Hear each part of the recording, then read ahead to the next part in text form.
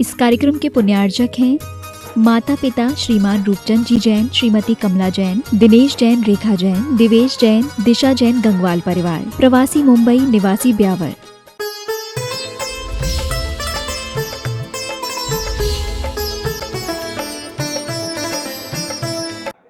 ओम नमः सिद्धेभ्यः, ओम नमः सिद्धेभ्यः, ओम नमः सिद्धेभ्यः।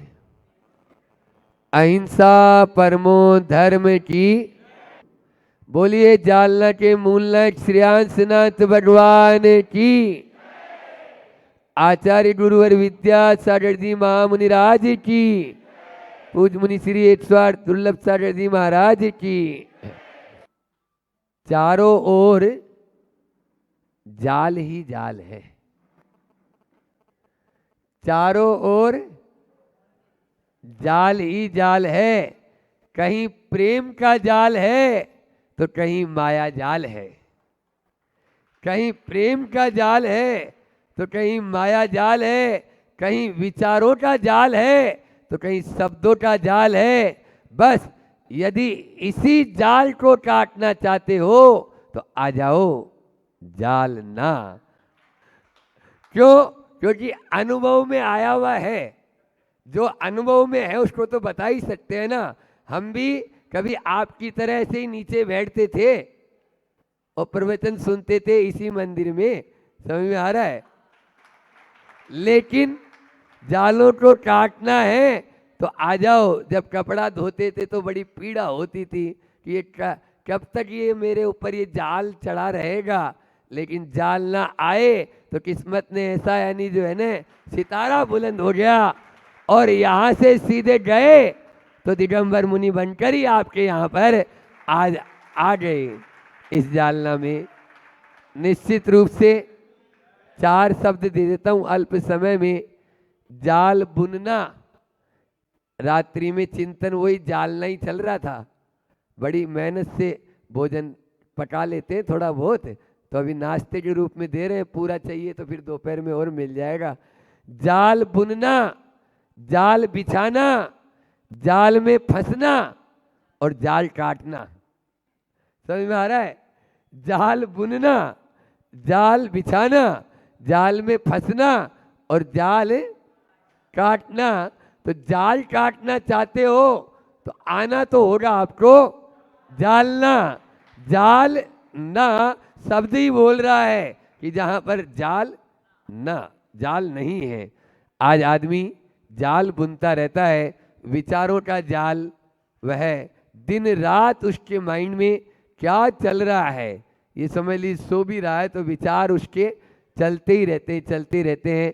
इन विचारों को जैसे मकड़ी होती है ना, आचार्यों ने शास्त्रों में उदाहरण दिया मकड़ी का, कि मकड़ी होती है खुद अपने ही मुख से उस लार के माध्यम से जाल बनाती है और फिर फंस जाती है। फिर कहती है कि अब बचाओ। कैसे बचाएं बताओ? इसलिए यदि तोड़ना चाहते हो उस जाल को तो बस आपको चरणों में, प्रभु चरणों में, गुरु चरणों में तो आना ही होगा। कैसी कसमकस है, शायरी है एक बहुत अच्छी। कैसी कसमकस है भाई, बंधे रहने पर भी सुकून है। आप लोगों को कितना आनंद आता है। क्यों? बंधन में आनंद मानते हो ना आप लोग, मुक्ति में आनंद नहीं मानते हो। तो बंधे रहने पर भी सुकून है। शब्दों के जाल में उसने ऐसा फंसाया, हम उतरते गए और गहरे ख्याल में डूब गए।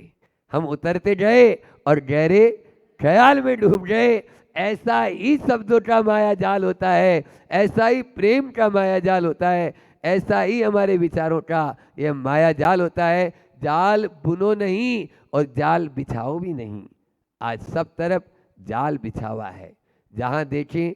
लेकिन क्या बहुत अच्छी पंक्तियाँ हैं, है कुछ आप लोगों को भी याद आ जाएगी कि शिकारी खुद जहाँ शिकार बन गया।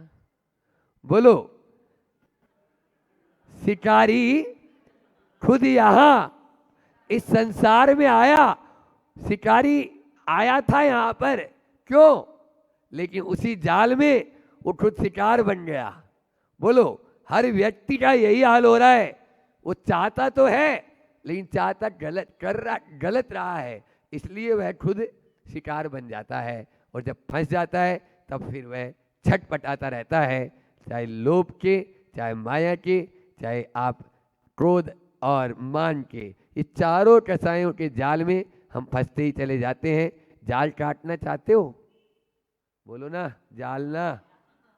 चतुर्भुज जी, जाल काटना चाहते हो तो फिर 4 शब्द दे देते हैं कि दुखों को सहो।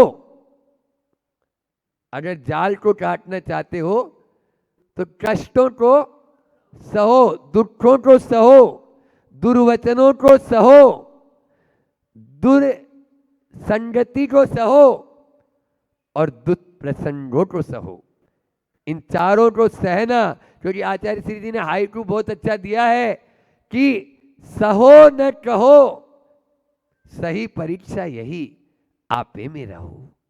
आपे में रहो, बस आपे में रहेंगे तभी हम दुखों को सहेंगे, दुर्वचनों को सहेंगे, दुप्रसंगों को सहेंगे और दुस्संगति को सहेंगे। बस सहते चले जाएं, सहते चले जाएं, तो फिर एक दिन हम भी इस जाल को काटकर फुर्र से उड़ जाएंगे। बस पंछी पिंजड़े में कभी भी अपने आप को आनंदित महसूस नहीं करता, ऐसी छटपटाहट आपको होने लगेगी तो आपका भी यह जालना एक दिन जाल ना हो जाएगा। सबके लिए जालना जाल ना बने और कर्मों का जाल टूट जाए, इसी भावना के साथ अहिंसा परमो धर्म की आचार्य गुरुवर विद्यासागर जी महामुनिराज वनथोवम अट्टिथोवम कसायथोवम च। महाराज ये क्या बोल दिया आपने, मुझे कुछ समझ में नहीं आया। ये तो आप कोई अभी भारत में है तो भारत की भाषा ही बोलो, भारत की बोल रहे हैं, है ना। प्राकृत में है कि अग्नि की चिंगारी को कभी कम मत समझना, वनथोवम घाव को कभी छोटा मत समझना, ऋणथोवम ऋण जो है वो कभी कम मत समझना।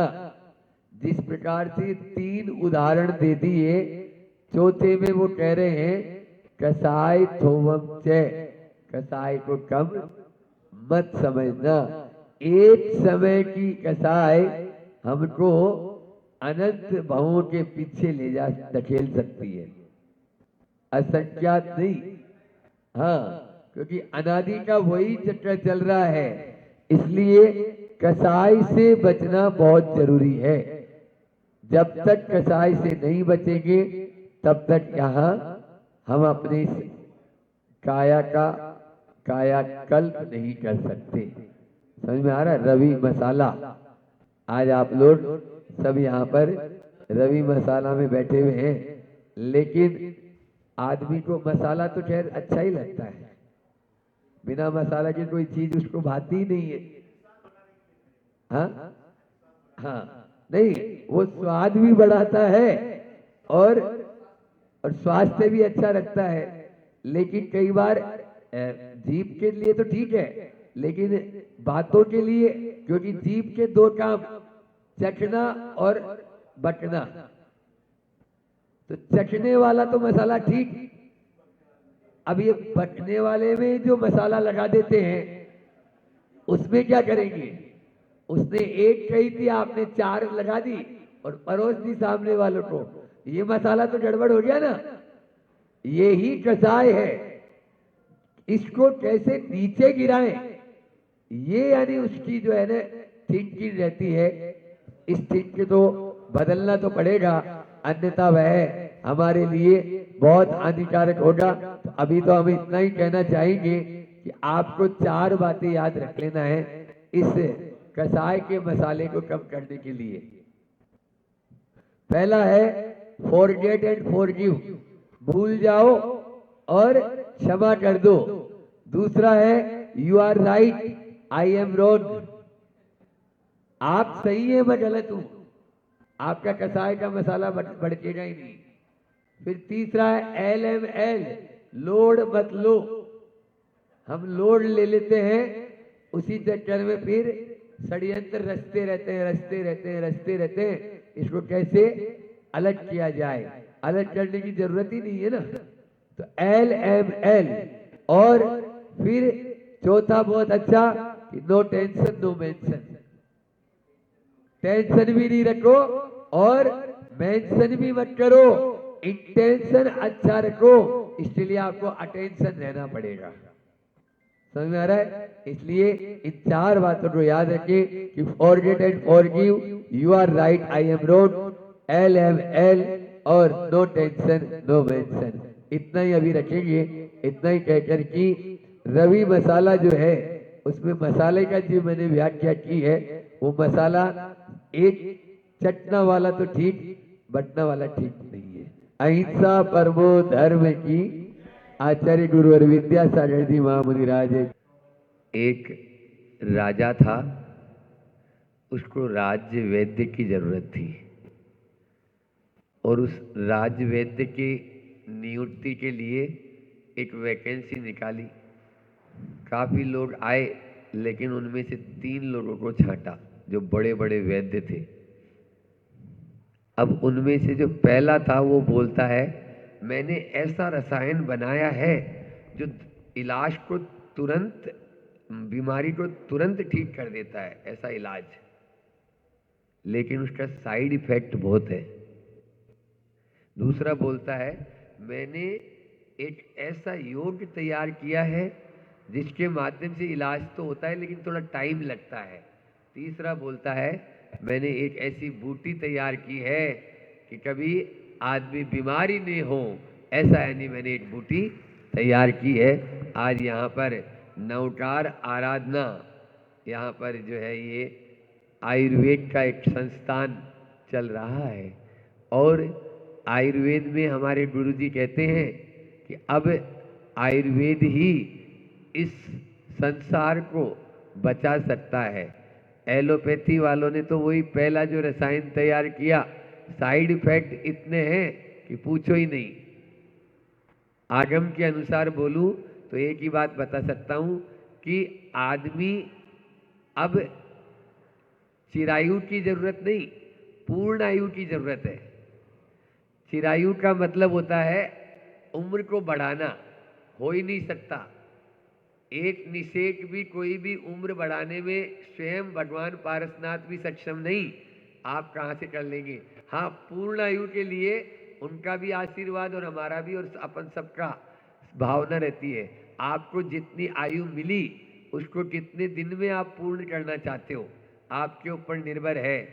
आचार्य जो है वीरसेन महाराज ने जय धौला में आयुर्वेद के बारे में लिखा कि आयुर्वेद से अष्टांग अंगानी, आयुर्वेद के 8 अंग होते हैं।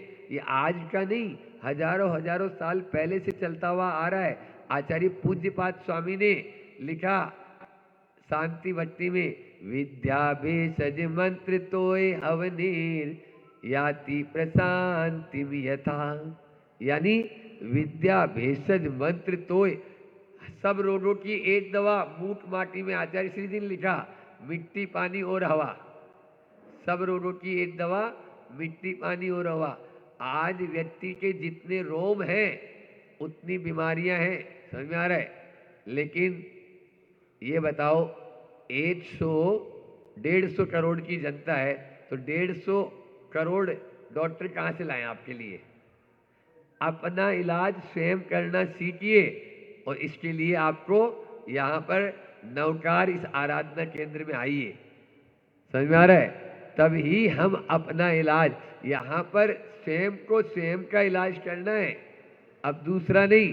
क्योंकि आचार्य उमा स्वामी मन कितने आचार्यों के नाम बोल दिए, समंत भद्र स्वामी को याद कर लिया है, उमा स्वामी महाराज को, वीरसेन महाराज जी को।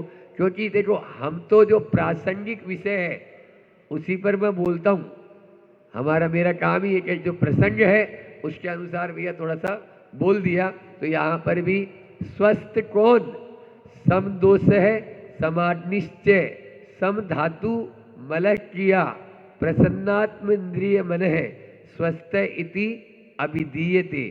स्वस्थ वही है जिसकी वात पित्त और कफ ये तीनों दोष समान हो, फिर समाग्नि अग्नि समान हो, फिर सम धातु धातु समान हो, और मल क्रिया मल क्रिया उसकी सम हो, तभी वह, और इंद्रिय मन और आत्मा ये तीनों प्रसन्न हो, तभी वह आपके स्वस्थ कहला सकता है। ये स्वस्थ की आयुर्वेद में परिभाषा दी है। उमा स्वामी महाराज कहते प्रमथ योगात प्राण व्यप्रोपणम हिंसा, प्राणों का व्यप्रोपणम कर देना हिंसा है। 10 प्रकार के प्राण होते हैं, 5 इंद्रिय, 3 बल, मन वचन और काय, आयु और श्वासोश्वास। हम क्या कर रहे हैं बोलो? हाँ, कुंद स्वामी ने अष्टपाउड़, कुंद स्वामी को भी याद कर लेता हूँ, अष्टपाउड़ में उन्होंने कहा है कि आप यदि अपने प्राणों का व्यप्रोपणम कर रहे हो तो अकाल मरण के कारण बताए। वहां पर जल्दी जल्दी श्वास लेना ये क्या है? अकाल मरण का हेतु है। वहां पर इस प्रकार से जितना लंबा श्वास उतनी लंबी आयु, और जितना गहरा श्वास उतनी गहरी नींद। ये नियम है। कुत्ता जो है ना जल्दी जल्दी श्वास लेता है तो जल्दी मर जाता है। कछुआ है धीरे धीरे श्वास लेता है, खूब सालों तक चलता है। आपके ऊपर निर्भर है आपको क्या करना है। 4 बात करके अपनी वाणी को विराम करूंगा, क्योंकि अभी तो समय अपना दूसरा है। फिर आप चाहेंगे तो दोपहर में अपन और रख लेंगे कि बीमारी आती तो हाथी के पांव से है और जाती चींटी के पांव से है। तो सबसे पहला संतोष बटी खाइए और तुरंत आराम पाइए। प्रयास करो, परेशान मत हो। आज का नियम पहला है आपको फार्मूला स्वस्थ होने का। प्रयास करो, परेशान मत हो। दूसरा, सावधान रहो, शंका मत करो। सतर्क रहो, शंका मत करो। और तीसरा है सकारात्मक सोचो, नकारात्मक मत सोचो। और चौथा है कर्म सिद्धांत पर विश्वास रखो, कर्म कांड में मत उलझो। यहाँ भाग रहे वहां भाग रहे, इसकी जरूरत नहीं। आप कर्म सिद्धांत पर विश्वास रखोगे तो आपको ही लगेगा भैया साता का उदय है। जब साता आएगी अपने आप ठीक हो जाएंगे। माता जी भी यहाँ पर बैठे हुए हैं, डॉक्टर प्रतिभा जी महाराज साहब यहाँ पर उपस्थित हैं। इन्होंने भी यहाँ पर ये जो बहुत बढ़िया एक कार्य का जो हो रहा है आपके निर्देशन में, मार्गदर्शन में, बहुत ही बढ़िया। सुभाष लाल जी भी सामने, शायद सुभाष जी है ना, सुभाष जी बैठे हुए हैं। तो आप लोग आयुर्वेद में हमारे गुरु जी का बहुत बढ़िया है, खूब आशीर्वाद।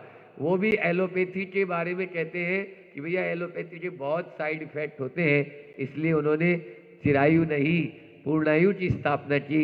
और उस पूर्णायु के द्वारा अनेकों अनेकों कोरोना काल में भी काफी हुआ।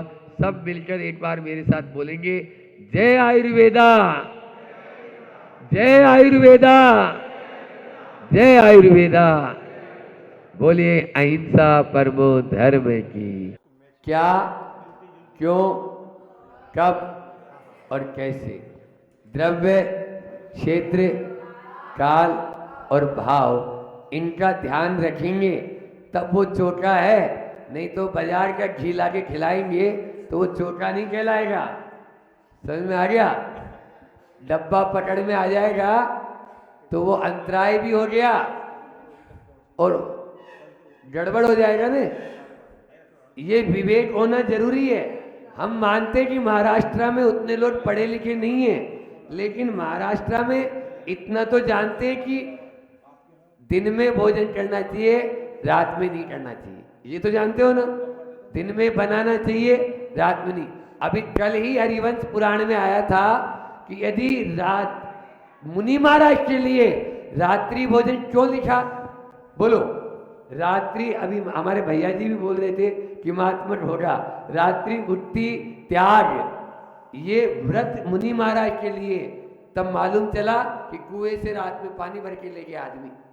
अब वो यदि हमने देखा और हम ले रहे हैं तो ये रात्रि भोजन का उसमें लिखा हुआ है। आपने देखा और फिर उस चोटे में आहार लिया तो ये मुनि महाराज को पूरा पूरा दोष लगेगा। स्पष्ट लाइन नहीं है रवि सेनाचार्य की, बोलो वहां पर जिन सेनाचार्य की हरिवंश में। और पद्म पुराण में सर्ग 14 में 325 से 328 पेज नंबर पढ़ लो, रात्रि भोजन के क्या क्या दोष दिए। अरे रात्रि में गधा भी नहीं खाता। ऐसे ही जो वहाँ शोले की भोजनशाला चलती है उसमें जाकर आप पूरा देखिए, यदि बाजार का घी का डब्बा आ रहा है वो सही नहीं, बिल्कुल कोई भी मुझे नहीं बोला, लेकिन मैं बोल रहा हूँ ये अच्छा नहीं। और घरों में भी यदि आप मुनि महाराज जी को आहार करा रहे हैं तो आपको ये मालूम होना चाहिए, भैया जी को बुला रहे हैं तो आपको ये मालूम होना चाहिए कि भैया जी की क्या चर्या क्रिया है, तब तो आपका ये रहेगा। मेरे पास में 2-3 बार पर्चियाँ आ गई इसकी, 2-3 बार कि महाराज जी आप इस विषय पर बोलो। तो बोलने का काम यही है कि रात्रि में यदि आप सुधार भी रहे हैं, आप मान लीजिए कुछ कर भी रहे हैं तो रात्रि भोजन का दोष लगेगा। बिल्कुल आप सूर्योदय से लेके सूर्यास्त तक ही करें, अन्यथा कुकर पहले ही चढ़ा दिया, अब खाली सीटी लेना बाकी है, उसमें पानी भी डाल दिया और बाजरा या मूंग मोट भी डाल दिया, अब खाली आप क्या करेंगे? तो वो रात्रि में ही किया ना आपने। आप सोच रहे हैं हमने 6:30 बजे किया था, 6:30 बजे नहीं, आपने 5-5:30 बजे जो डाल दिया था, वो रात्रि का ही दोष है। यहाँ पर पकाना, केवल मात्र पकाना ही नहीं, पकाना के साथ में और अन्य क्रियाएं वो भी आप रात में न करें, तब ही वो रात्रि भोजन के दोष से बच सकते। अपन बचे इसी भावना के साथ में अभी इतना ही रखते हैं। बोली अहिंसा परमो धर्म की, आचार्य गुरु विद्यासागर महामुनि राज्य की। उस सामने वाले का दुख नहीं है, उससे कष्ट हो रहा है और उससे ज़्यादा पीड़ा अगर आपको लग रही है तो आपका मन कैसा है? संवेदनशील मन है। आपको दूसरों के कष्ट अगर अपने लग रहे हैं तो वो संवेदनशील मन है। दूसरे के दुख अगर आपको अपने लग रहे हैं तो वो संवेदनशील मन है। बताओ, यहाँ इतने सारे लोग बैठे हैं, हथनूर वाले भी बैठे हैं, एलोरा वाले भी बैठे हैं, संवेदनशीलता है तुम्हारे अंदर? कभी दूसरों के दुख में आप स्वयं दुखित हुए हो? किसी की पीड़ा को आपने अपनी पीड़ा माना है? हम ध्यान कराते तो क्या बोलते हैं उसमें? क्या बोलते हैं? नहीं, सहनशील नहीं, दुख वाली बात में क्या बोलते हैं?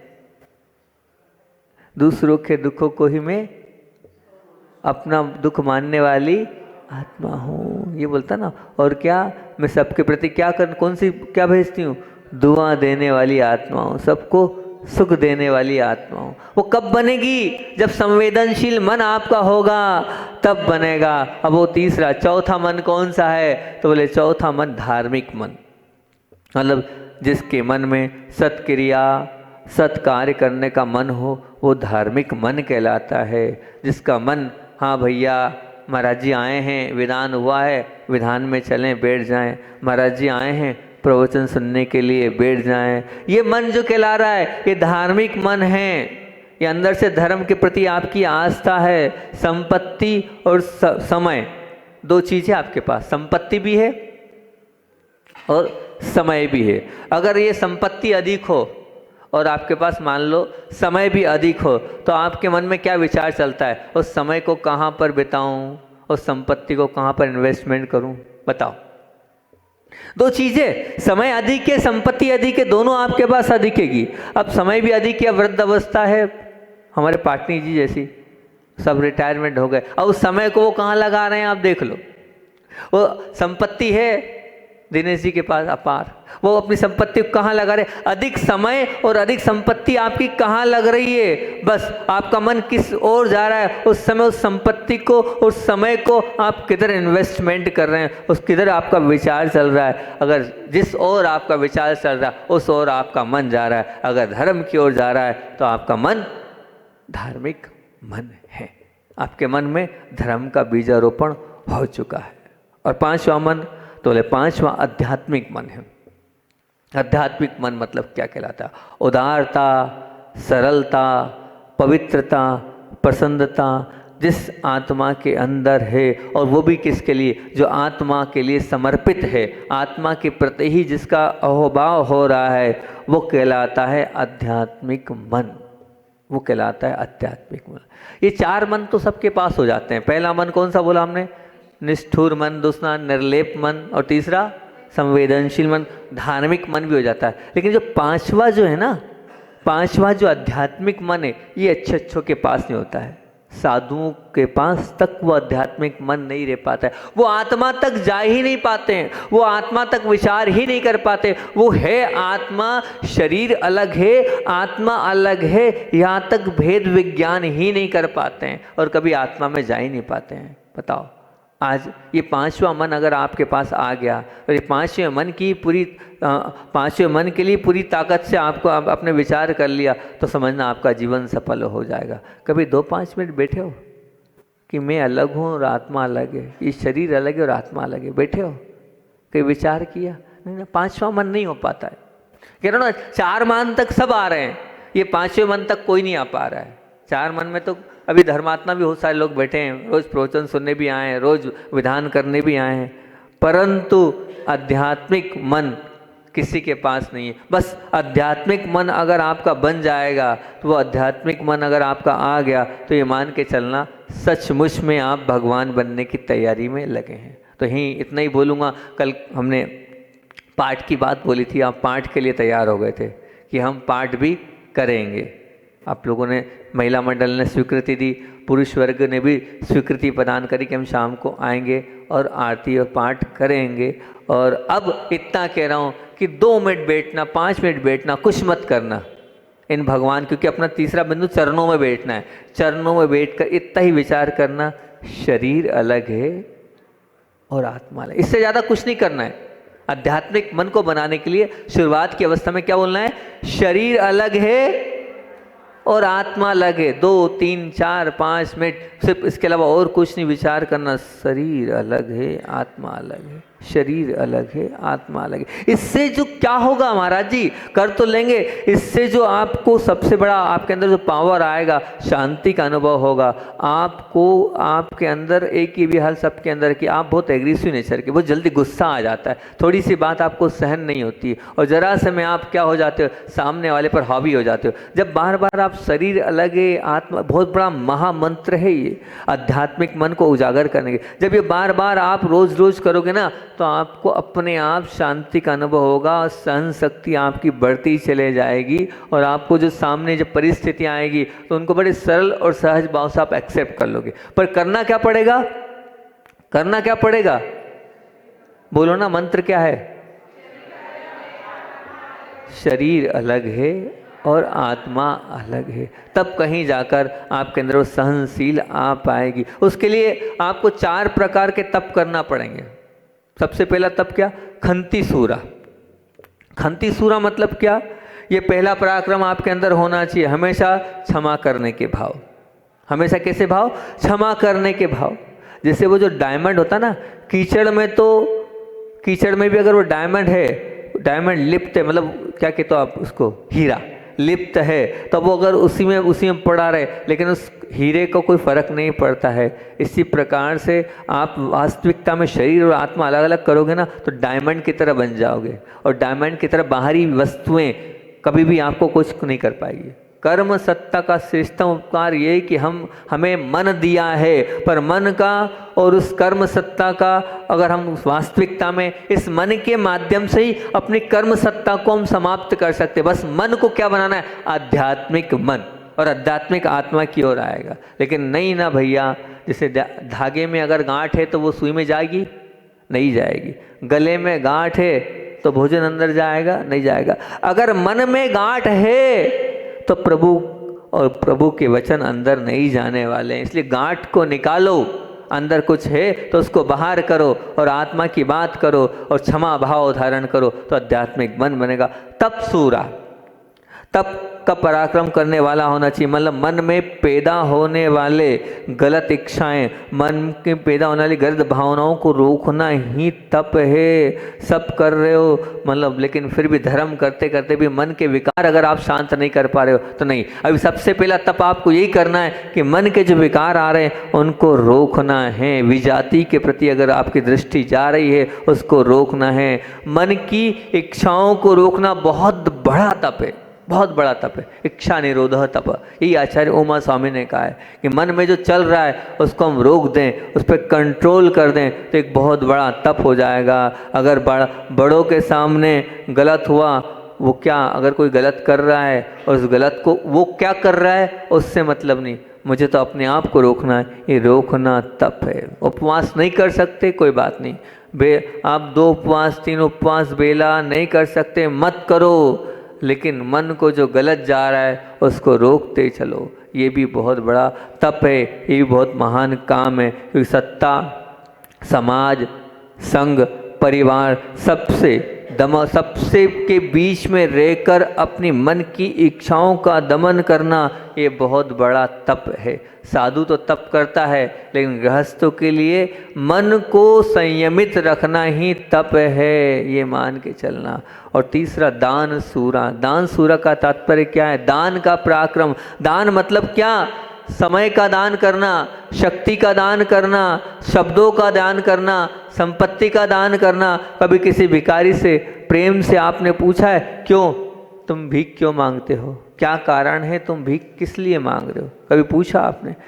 पूछा कभी किसी भिखारी से? अगर आप किसी भिखारी से सब पूछ रहे हो तो ये क्या कर रहे हो? आप समय का भी दान दे रहे हो और सामने वाले की भावनाओं से ओतप्रोत हो रहे हो, तो बिल्कुल ये अभय दान होगा, ये समाधि दान होगा, ये स्वयं ये मान के चलना, उसके लिए स्वास्थ्य दान होगा। इसलिए क्या करना है, अगर आपको लगता है दान देना है, पैसे का दान मत दो, परंतु आप ये उससे पूछ भी लोगे, ये बहुत बड़ा दान हो जाएगा, ये बहुत बड़ा दान हो जाएगा। अब मैं आपसे पूछता हूँ, आपको जो मिला है वो किसको दोगे? ये नहीं, मैं ये नहीं पूछ रहा हूँ आपको जो मिला है वो किसको दोगे, लेकिन आपको क्यों मिला है ये पूछ रहा हूँ। आपको जो मिला है किसको दोगे ये नहीं पूछ रहा हूँ। आपको जो मिला है आप उसको क्या, आपको क्यों मिला है, विचार किया आपने? ये पैसा, धन, सब कुछ आपको जो मिला क्यों मिला है? ये अच्छा शरीर क्यों मिला है? बोलो ना, क्यों मिला है? अरे ये अच्छा क्यों मिला भैया, इतना दिमाग अच्छा क्यों मिला है? ये सुंदर चेहरा क्यों मिला है? ये पैसा क्यों मिला है? पहले कुछ पुण्य किया था इसलिए मिला है। अब आगे मिलेगा कि नहीं उसका कभी लेखा जोखा किया? आगे ये सब कुछ मिलेगा कि नहीं? आगे जब भी मिलेगा जब आप कुछ, क्योंकि क्यों मिला है इस पर विचार फिर मिलेगा। ये मैं नहीं कह रहा हूँ आप दान करो, पैसा दान करो, सब करो, ये नहीं बोल रहा, क्यों मिला है इस पर विचार करना, और क्यों नहीं मिल रहा है इस पर विचार करना।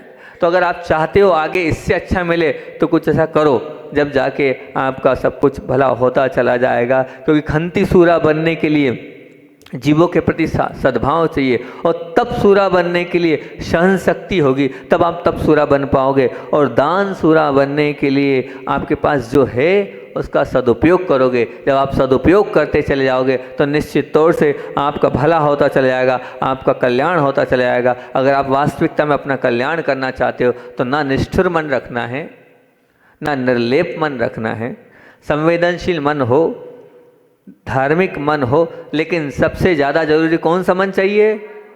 कौन सा मन? आध्यात्मिक मन। आपका आध्यात्मिक मन होगा तभी होगा जब एक ही मंत्र आपको दिया है। ज़्यादा बहुत समय सार नहीं पढ़ा रहा हूँ, इतनी सी बात कर रहा हूँ कि क्या बोलना है आपको। आज का हमारा नियम यही है कि हम 2 मिनट 3 मिनट 4 मिनट क्या बोलेंगे? शरीर अलग है, आत्मा अलग है, शरीर अलग है, आत्मा अलग है। इस मंत्र का हम जाप करेंगे तो निश्चित तौर से हमारा वो मन आध्यात्मिक मन बनेगा। क्योंकि यहाँ मैं मानता हूँ 25% लोग धार्मिक मन वाले तो होंगे, 100% तो कैसे कह दूँ मैं, है ना। 25-30% लोग धार्मिक मन वाले होंगे जिनका मन है आप प्रवचन सुनना है और हमें विधान करना है। लेकिन यहीं तक नहीं है ना, यहीं तक आप यहीं आके सीमित हो गए हो, आप आत्मा तक नहीं आ पा रहे हो। यहाँ तक नहीं, हमें आगे बढ़ना है, और आगे बढ़ने के बाद आध्यात्मिक मन की ओर पहुँचना है, तभी हमारा कल्याण होगा। आचार्य भगवान का संस्मरण सुनाकर अपनी बात को विराम करूँगा। पूज्य गुरुदेव जब ब्रह्मचर्य अवस्था में थे और अपनी दादिया ग्राम की बात चल रही है, और दादिया ग्राम में ब्रह्मचर्य अवस्था में आचार्य भगवान विराजमान थे, और जब विराजमान थे छगन लाल जी पाटनी आचार्य भगवान ज्ञान सागर जी महाराज के दर्शन करने पहुँचे। और गुरुवर ज्ञान सागर जी के दर्शन करने के बाद जब पाटनी जी ने, छगन लाल जी ने कहा क्या आचार्य श्री जी आपको नहीं लगता है ये आप बहुत बड़ा कदम उठा रहे हैं, ये विद्याधर को सीधे मुनि दीक्षा दे रहे हैं, ये कदम ठीक है, ये आपने सोचा इस विषय में? तो उन्होंने कहा कि देखो भैया ऐसा है, मैंने सब तरफ से उसकी परीक्षा कर ली है ये, और मेरी अब इतनी उम्र बाकी नहीं है कि मैं बाद में कब उसको छुल्लक बनाऊं, कब एलक बनाऊं। और फिर मेरा तो ये भाव है कि मैं कुंद कुंद को इतना पढ़ा रहा हूँ, आत्मा को इतना सिखा रहा हूँ, उस कुंद कुंद को वो पढ़ा तो लिया लेकिन प्रैक्टिकल कब करेगा, उसका अनुभव कब करेगा। इसलिए जो है मैंने सब तरह से परीक्षा कर ली है और मेरी उम्र अब ज़्यादा बची नहीं है, अब मुझे किसी के विरोध की परवाह नहीं है। जब 8 वर्ष में मुनि दीक्षा दी जा सकती है आगम के अनुसार से, तो अभी वो दीक्षा के योग्य है, मैं पूरी तरह के स्थान हूँ। और मैं समाज के विरोध से मतलब नहीं, मुझे आगम विरुद्ध कोई काम नहीं कर रहा हूँ जो मैं किसी से डरूँ। अब उसके बाद जब छगनलाल जी पाटनी ने ब्रह्मचारी विद्याधर जी के पास बैठे और उनसे बोले देखो भैया जी, ये जो मोक्ष मार्ग है तलवार की धार पर चलने के समान है, और आप ये मान के चलना कि ज्ञान सागर जी महाराज जी का अब ज़्यादा समय नहीं है और फिर आपको बाद में अकेले रहना पड़ेगा, और अकेले रहने के बाद क्या आप सब कर पाओगे, ऐसी चर्या को आप पाल पाओगे? तो उन्होंने बड़ी दृढ़ता के साथ क्या जवाब दिया, उन्होंने यही कहा कि देखो चर्या की बात तो मैं कह देता हूँ, जैसे वो बैठे हैं बस वैसी ही चर्या पाल कर मैं आपको बताऊंगा। और ज्ञान की बात तो ऐसा है कि ज्ञान का तो मैं नहीं कह सकता, उसकी अपेक्षा मुझसे मत करो, पर चारित्र पालने के मामले में मैं चोखा रहूँगा। उनने जैसा चारित्र बताया है उससे अच्छा ही पालूंगा, यहाँ पर विश्वास करना। जैसे ही छगनलाल जी ने वो बात सुनी, उनकी आंखें नम हो गई कि एक दक्षिण भारत का आया और उत्तर भारत का कैसे क्या मेल जोल हो रहा है, और किस प्रकार से वहाँ समशीतोष्ण वातावरण है और यहाँ इतनी कठिन परिस्थिति में सहन कर रहे हैं। और वो जो देख रहे थे, उनका कहना ये था कि हम देख रहे थे कि इस ब्रह्मचर्य अवस्था में भी साधुओं के जब सामायिक प्रतिक्रमण पूरा व्यवस्थित करते थे, तो ऐसा लगता था उनकी चर्या को देख के कि ये कोई पूर्व भव के मुनिराज थे, पूर्व भव के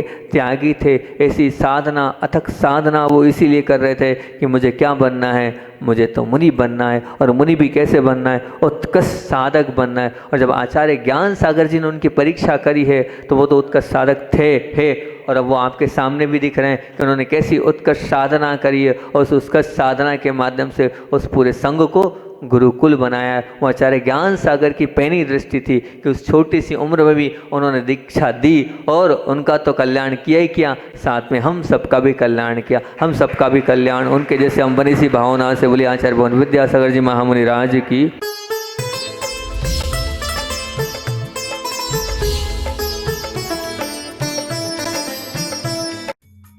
इस कार्यक्रम के पुण्यार्चक थे माता पिता श्रीमान रूपचंद जी जैन, श्रीमती कमला जैन, दिनेश जैन, रेखा जैन, दिवेश जैन, दिशा जैन, गंगवाल परिवार, प्रवासी मुंबई, निवासी ब्यावर।